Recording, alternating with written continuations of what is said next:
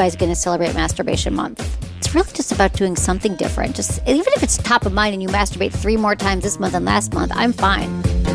Look into his eyes. They're the eyes of a man obsessed by sex.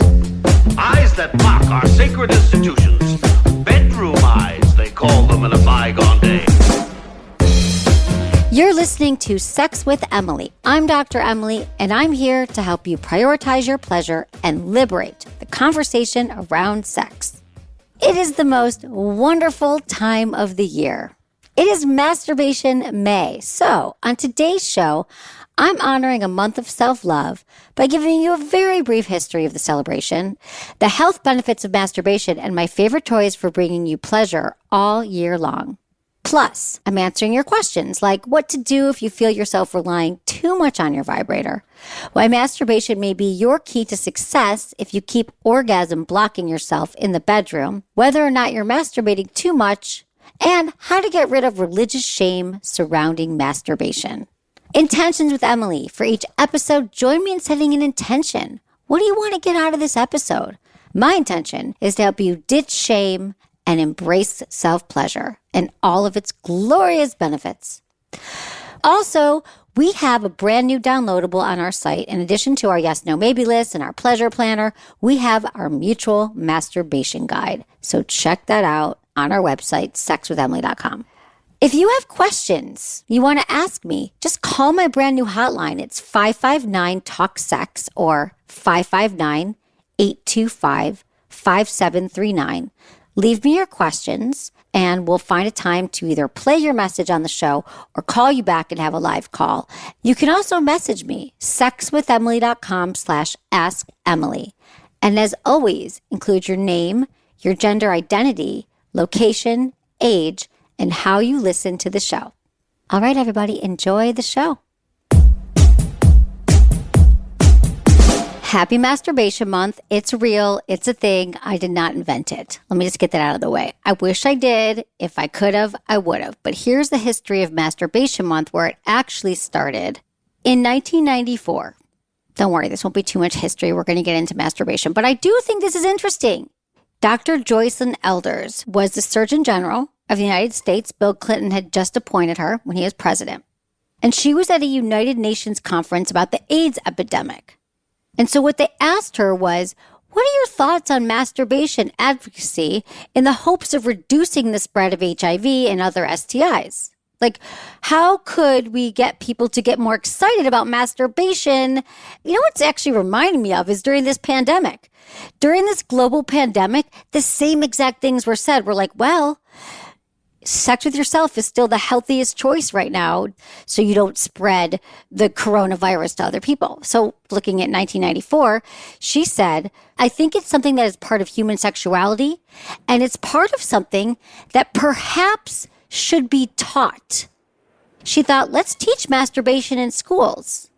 There was also the fact at the time that the United States had the highest rate of STIs of any country in the developed world.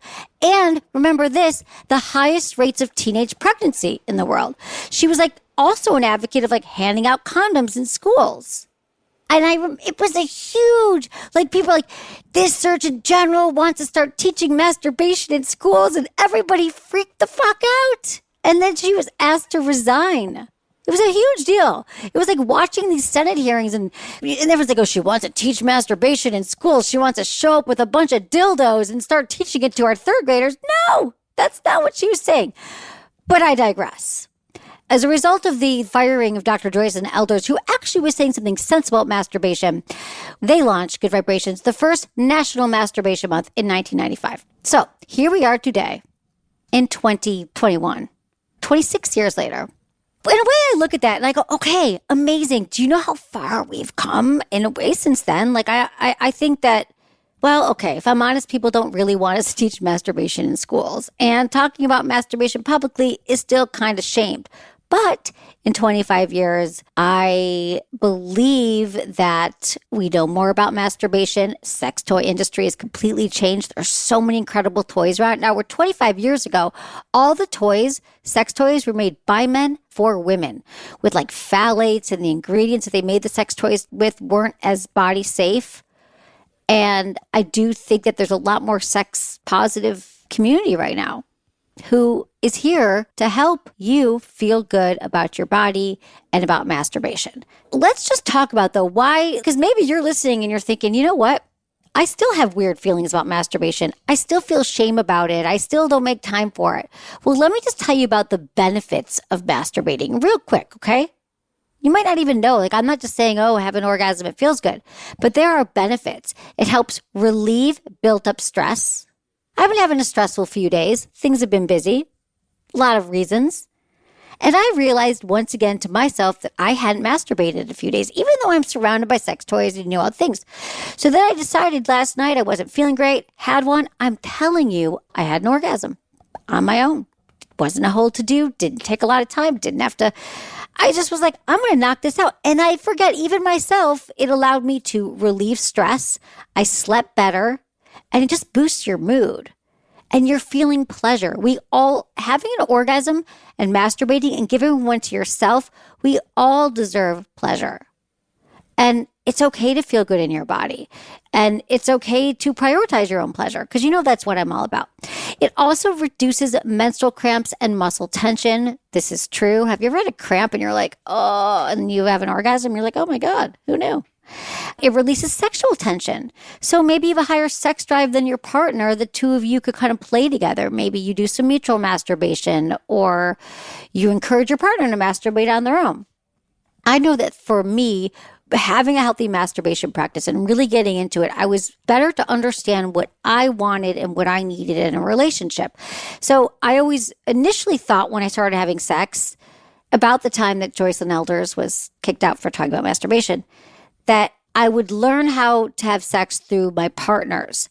But what I realized is that when I started to play with myself, I actually figured out what felt good to me, what didn't feel good. And then I was able to show that to a partner. And that was really a game changer for me. I learned how to have internal orgasms instead of just external. I didn't even know that was possible for me. It also, a lot of us struggle with loving our bodies, self-esteem and body image. But I think the more you get acquainted, you just have more respect for your body. Once you realize what it could do, and you even take a mirror when you're masturbating and you take a look and you're like, wow, look at how and this goes for all genders, by the way, penis owners as well. We've got so much cool stuff going on between our legs. So if you just take a look at it, you're like, that's pretty amazing that my vulva, my clitoris, my vagina, they swell in reaction to touch. You could have multiple orgasms. So trust me and hear me out on this, that the more you start to understand the inner workings of it, you'll be able to celebrate it and be like, yeah, so what if I don't feel great about my body? Maybe I don't look like everyone on Instagram who's airbrushed, by the way, but wow, I can have some killer orgasms. And when you're looking at yourself in the mirror and you're looking at your body, it's just a way to connect with yourself on a more intimate level. So you're not just disconnected, hating a body that you don't realize is actually a part of you and something to love. Those are some of the benefits and encouragement around it. Now, I understand for a lot of us, we also have shame around masturbation. We've also done some good episodes on it. Shame is something that's ongoing. But as long as you recognize, if there's some thoughts in your head that are telling you that masturbation's wrong or evil, or you don't think you deserve it, or you don't think you need to because you're with a partner. I hear that all the time. Oh, I don't need to masturbate. I don't need to masturbate. I have a partner. No, you actually need to, because it's a way of giving yourself self-love and understanding your body. But shame is a tricky beast. And once you realize thoughts that you're having around it that might not serve you and might not feel relevant to where you're at in your life, there's some work to do about it. Doing some journaling, doing some research, listening to my podcast, going to my website, reading articles about masturbation, perhaps even just hearing about the health benefits of it and practicing it, you'll start to feel a little bit less shameful and a little bit less alone about it. If you're struggling with shame, check out our article, The Psychology and Shame of Masturbation, at sexwithemily.com. Toys and masturbation. So there's this belief that we're supposed to have orgasms only through body parts. It has to be through a penis, goes in a vagina, or it has to be through fingers or a mouth, which is all great. But somehow, if you bring in, let's say, technology, like a vibrator or something that feels good, like lube even. Do you guys still feel weird about lube? What we're talking about is these super sensitive nerve endings on our body, which is all our erogenous zones. The reason why they're erogenous is because they have so many nerve endings, and nerve endings feel great when teased and when tickled and played with.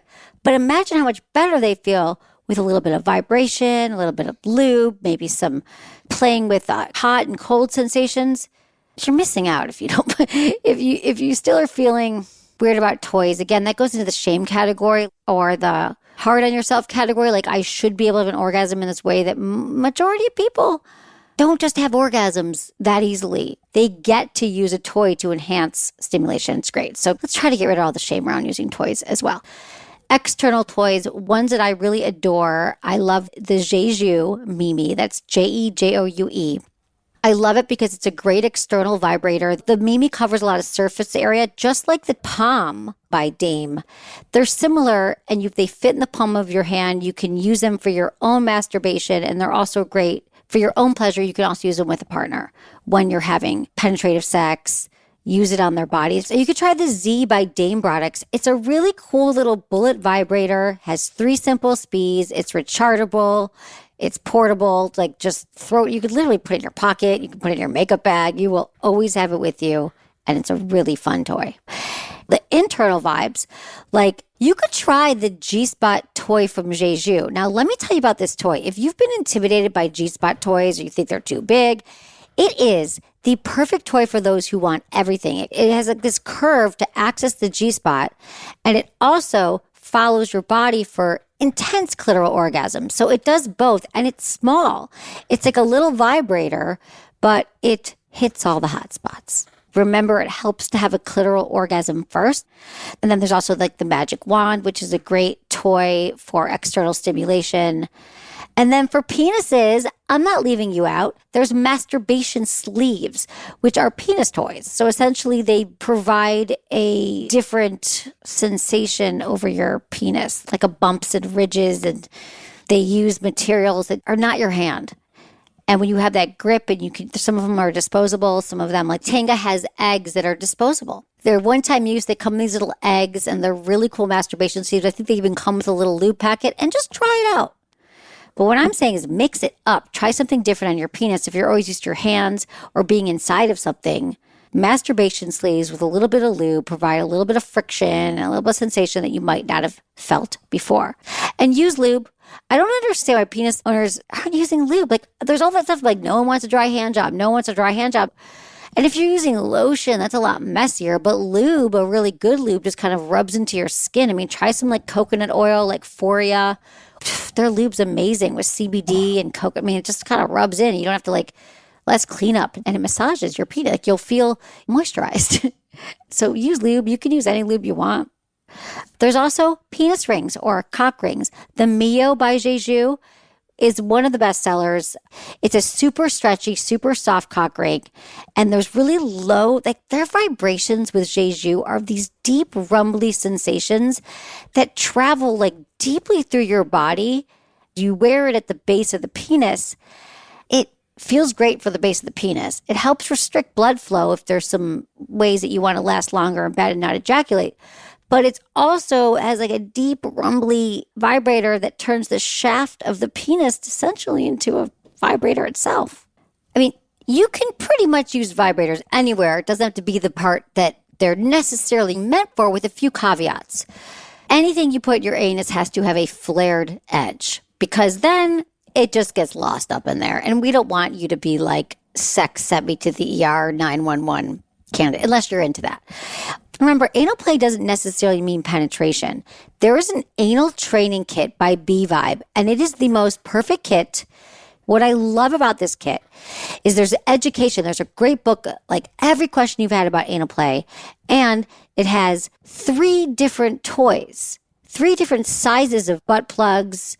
It has a lube shooter, a little pouch. I love this kit. You can find that at sexwithemily.com/Jeju. That's Jejoue. Try out mixing up your masturbation routine. If you've only been using your hand your whole life, then you legitimately need to tell me what goes on this month when you try something else. Because we asked our listeners, we actually did a question to you on Instagram. I'm going to take a quick break, but after this word from our sponsors, we're going to find out how you're celebrating Masturbation Month.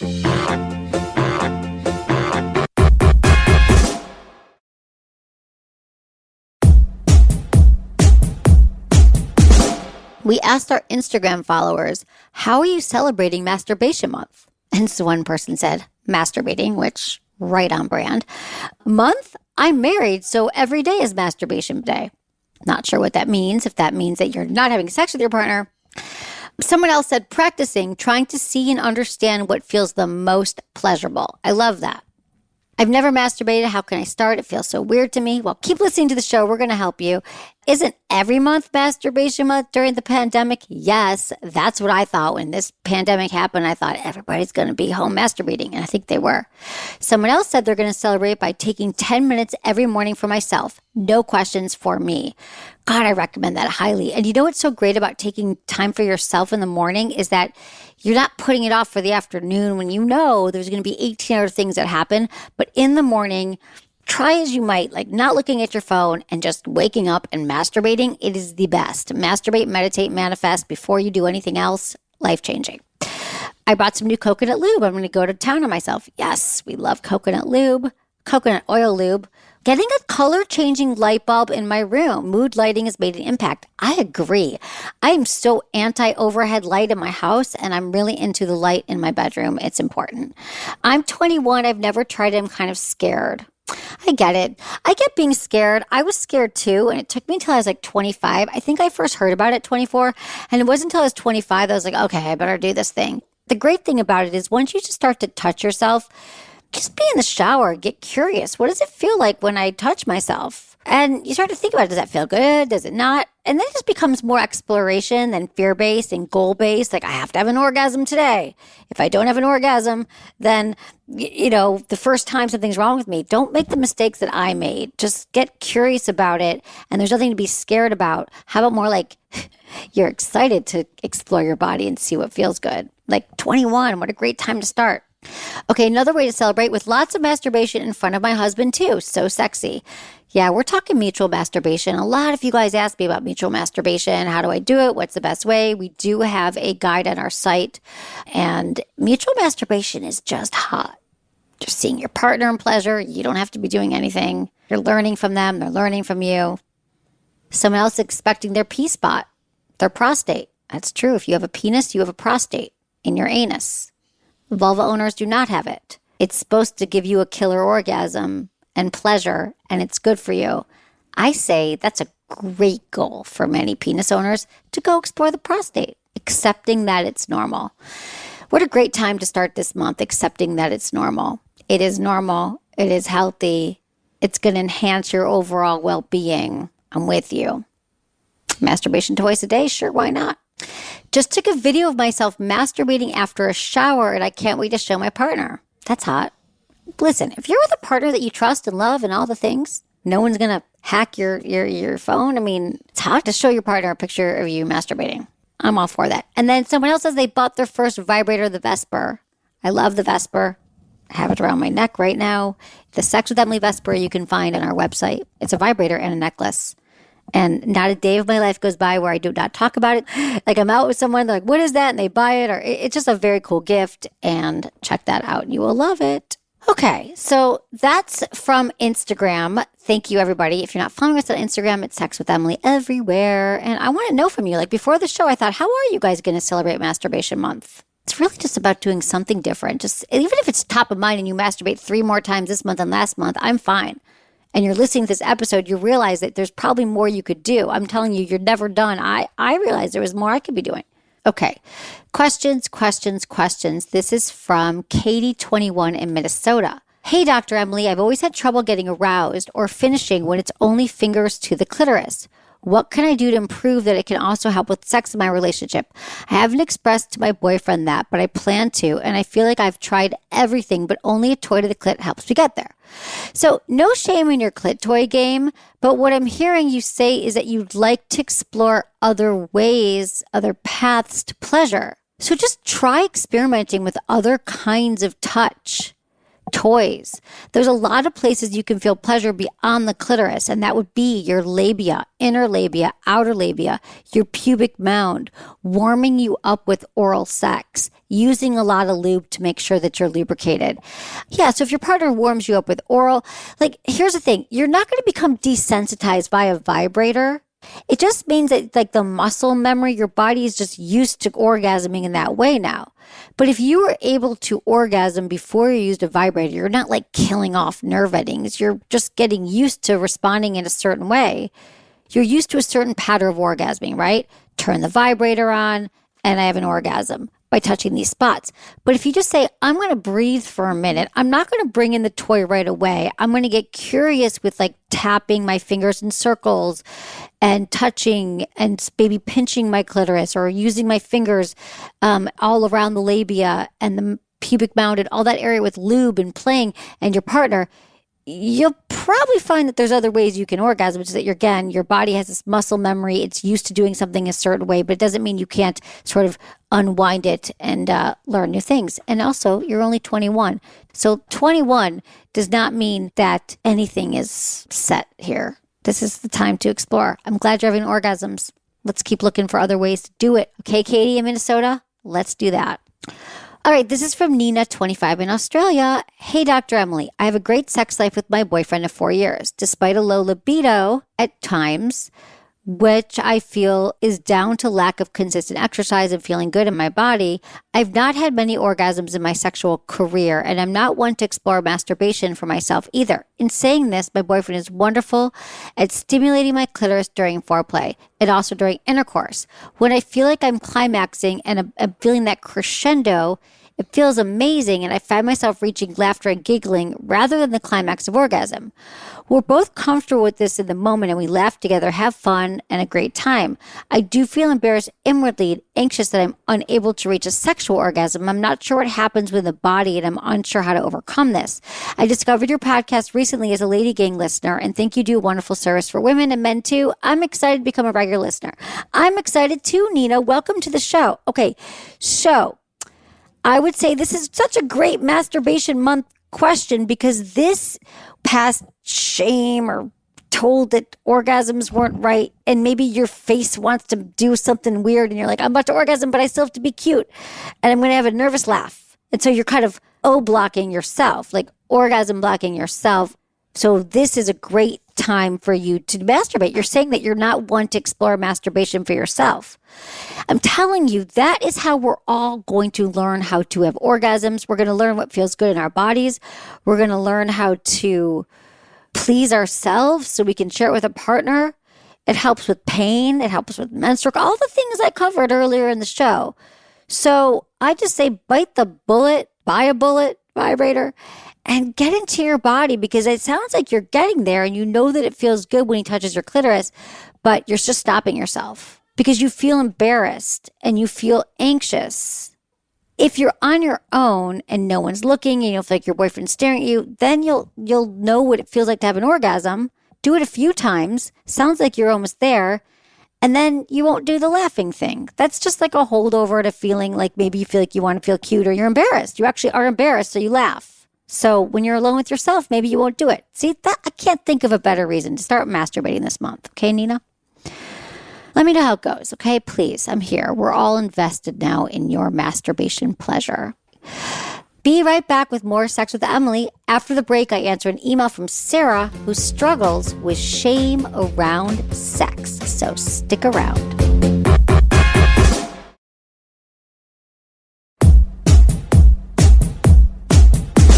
I think I have to take this next call because Kevin from Pennsylvania has a question about sex dolls. I mean, I love your show. I listen to you all the time. Thank you. I have a girlfriend. We've been together like 4 years.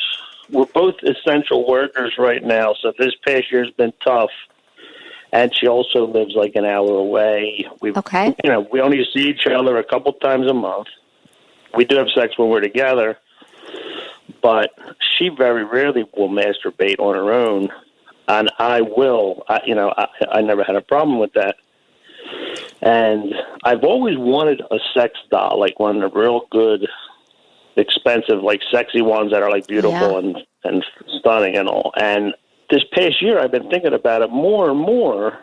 And I know there's a lot of scams out there. And I have been researching a lot about some United States companies that actually, sell nice ones. But I just wonder, like, what is your thought? I know my girlfriend would she would be jealous of that. Of a To sex say doll. like, oh, you're going to have sex with that, and you don't want to, drive here an hour like to see me after work or something like that. It might be an issue, but like, what is your opinion on something like that?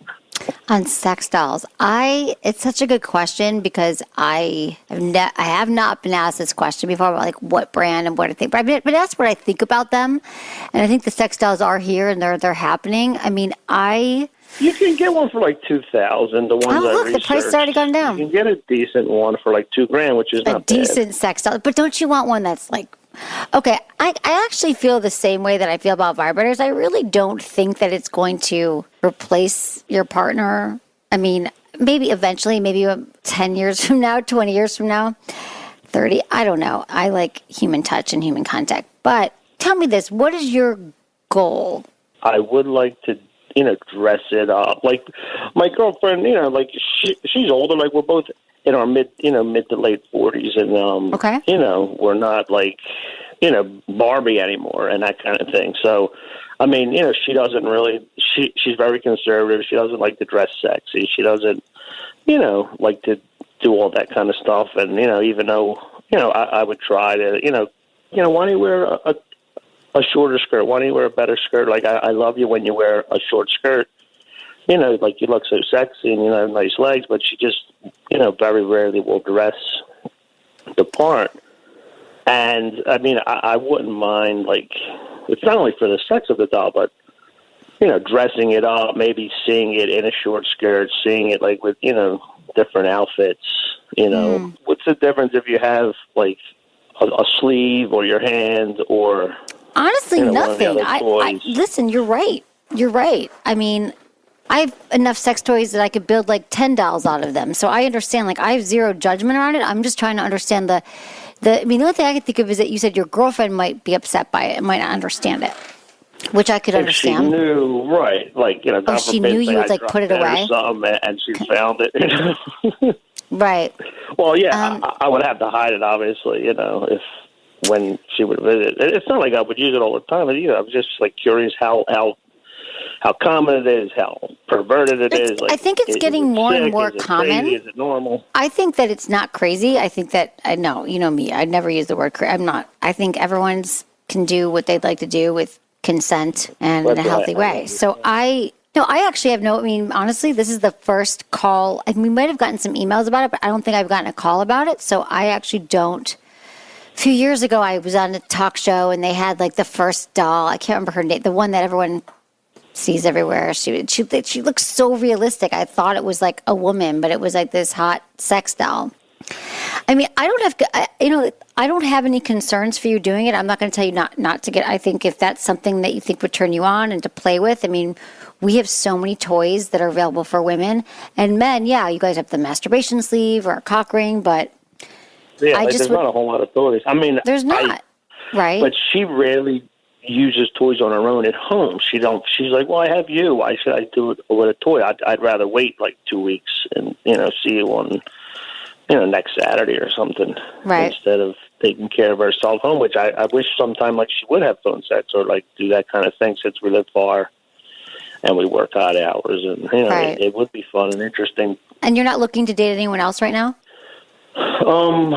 We've been together like 4 years.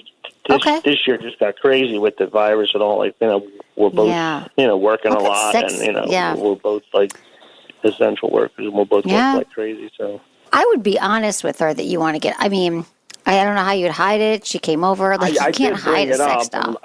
I mean, like, I did bring it up once, and she was like, that's crazy, Like, well, everyone thinks everything's crazy that's a little bit outside their box. And people think sex toys are crazy, right? People think everything's crazy because it's sex. And they're just like, sex is already so taboo for people. And then you're like, gonna get a sex doll.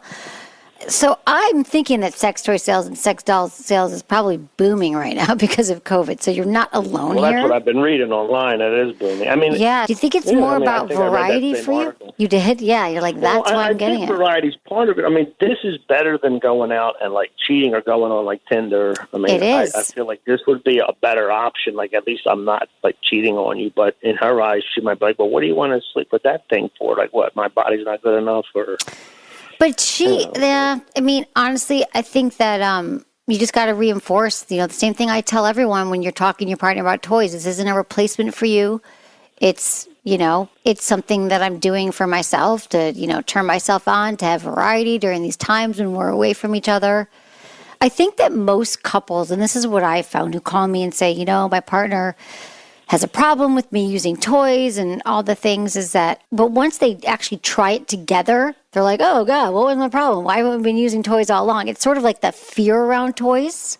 The fear around toys is worse than once people try it, they're like, oh, no big deal. So it's just going to have to be an honest conversation. I think that toys are still in that, the sex dolls. So I keep saying sex dolls are still in that realm, maybe where sex toys were 10, 15 years ago. That a sex doll is like, people are like, oh, they think the worst case, it's going to take over. You're going to break up with me. You're just going to bring the sex doll home for Christmas. I don't think it's still very new. And I think that most people are like, oh God, no, I wouldn't want to use a sex doll. But we said that about a lot of things that are now commonplace, I still think you should do what you want to do. But I think also, again, most people say no to things that are foreign to them. So I think you can kind of give her more information about it. Maybe she could read some of these articles. You could, I'm sure there's Reddit forums how people have used them together. But it says here, the traditional stereotype of loners choosing sex dolls as a last resort is totally inaccurate. They're seeing now that doll use is going mainstream, with men and women both enthusiastic about bringing a doll into the bedroom. You guys could have a threesome with the doll. Now you're talking. I like the way you say it.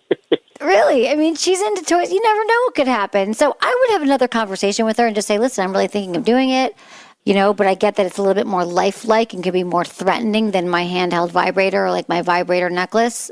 So there's just a little bit more information I think that we need to understand that it's not just, we have these worst case scenario, like everyone's going to end up with robots. And there's going to be no more human interaction and human touch, which, hey, could happen. I hope it's not in my lifetime. But yeah, I'm going to tell you to keep thinking about it. I think if you want to get it and you've thought long and hard about it, but I would also pass it by her and let me know what happens. Send me a picture if you get one. I will. Please do. I'll get back to you in the future. So thanks. Okay, Emily, awesome. And I of course. love your show and keep up the good work. I will. Bye. Thanks for calling. I just saw this email come in. I grew up very Catholic. This is from Sarah. And now I'm in my late teens and I'm not religious anymore, but I still feel guilt when it comes to sexual experiences, even kissing. I know it's embarrassing. Is there any advice you have to help me get over it? I talk about it a little with my friends, but they don't grow up the same way. It's hard for them to give advice. Thanks. Sarah. Late teens, grew up very religious, very Catholic, and now she's kissing people and she feels guilt. Why would we grow up in a place where it was, no, you can't have sex, you got to feel bad, you got to feel guilty, don't have sex, da, da, da. And then you go out and have sex, and then you feel bad about it because no one said to you it's okay. So my first thing would be to let go of the shame and guilt, is to first educate yourself and realize that being sexually healthy is part of is your overall health and wellness. That if we are not sexually healthy, that we have negative conditioning around sex, we're not going to be able to show up in a healthy way in our relationships. So that's the first part, is education, and realize that you have a choice to say that what I grew up with, the messages I grew up with, no longer serve me. What are the messages in your head that keep repeating? If you like them, like if the message is saying you're awesome, you're great, you're doing a great job, you are worthy, you are enough, keep those messages. But if the messages are like, sex is wrong, I'm a bad girl, this is, then you get to look at them and go, oh, it's not true. And then do your research and find out how important it is to actually be sexually healthy, that a lot of the guilt messages that you got aren't true. And then practicing through exploring.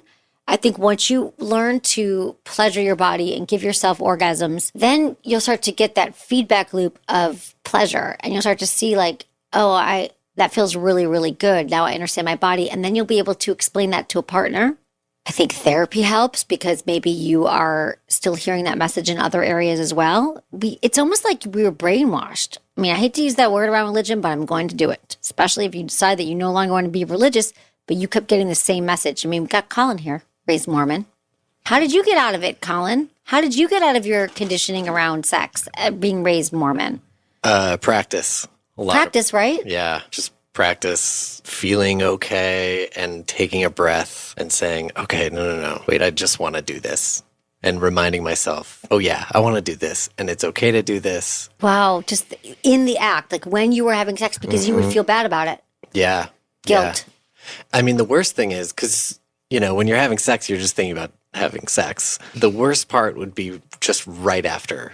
I would just be totally brought down by the guilt. Wow. And so it was really practicing in those moments. Wow. What would you do? Did you have like a mantra, or did you have like words that you would say to yourself?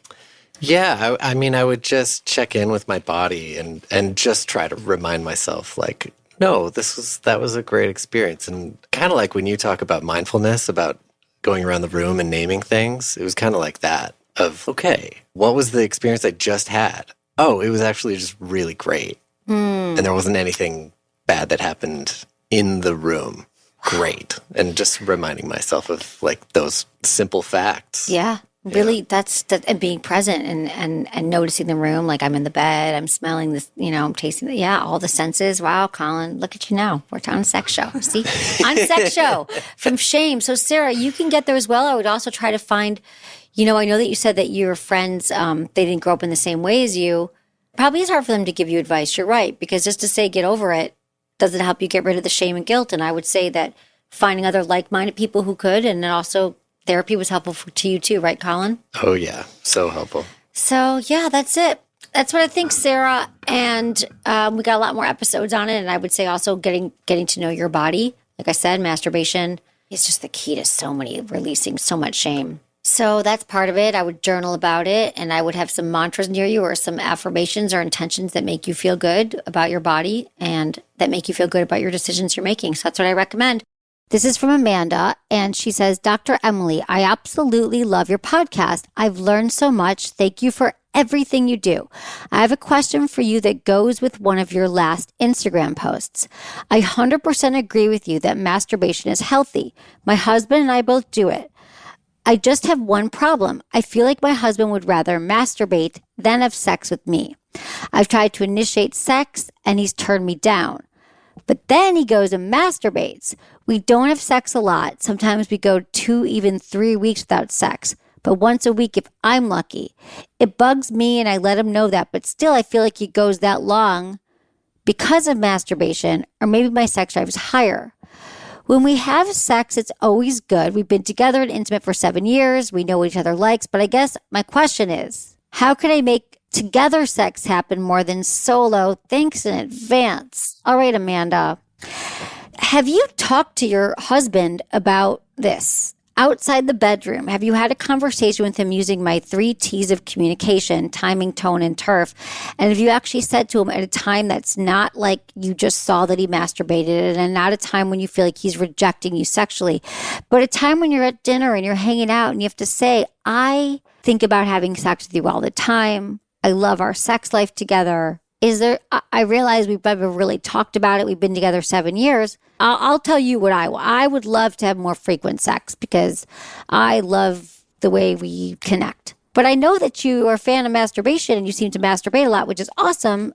And I want to know more about that. It would make me feel great if we could have sex more frequently. Like, just ask him what's up is what I'm saying without the judgment around it. Would you rather masturbate than be with me? We don't know yet. Your masturbation practice and your sex practice with a partner are very separate. So I encourage people to masturbate in a relationship, out of a relationship, all the time. So I'm actually going to separate them for a minute. And I would just let him know that you would love to be intimate with him more frequently. You would love to have sex more often. Does he have any ideas how you could make that happen? Is there ways that you can find out what turns him on? Are there ways that you could figure out about scheduling sex or making it more frequent? I would just really find out what is it about sex. And I wouldn't bring in the masturbation thing because, again, a lot of men masturbate and women masturbate just to relieve stress. It's not about like, oh, I don't want to be with my wife, so now I'm just going to go masturbate. So I would just try to understand where he's at. I think 2 to 3 times a week without sex doesn't sound like it works for you, and it wouldn't work for a lot of people. So we're talking about compromise, and we're talking about healthy conversations without judgment, without blaming, and with a lot of listening. Okay. This is from Christina, who's a teenager, and she wants to know, I'm a teenage girl, and I masturbate at least 4 times a week, and I'm wondering, is there such a thing as too much? Nothing hurts, but I feel like maybe it isn't normal. I mostly read erotica to get going, and I've never had sex with a partner. Am I doing it too much? No, Christina, I'm so glad you asked this. Of course, as teenagers, we often feel shame, like we're doing it too much or something's wrong with it. Maybe you grew up in a home or a religion where said that it was wrong and you would go to hell. But 4 times a week, if it feels good to you, I think it's fine. You're doing it in your own bedroom or in a place where you feel that people can't see you masturbating and are encouraging you to masturbate.